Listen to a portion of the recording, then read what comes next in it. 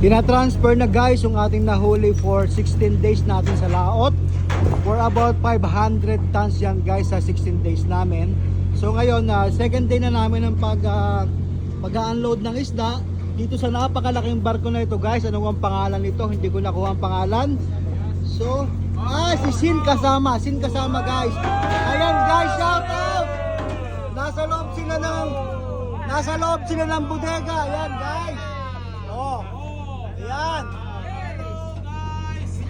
Masaya na sila guys na makita sila sa video. Share, like, comment, subscribe sa Simangang Isda. Ayan, naghahangon ng isda ang ating mga kasamahan. Yes.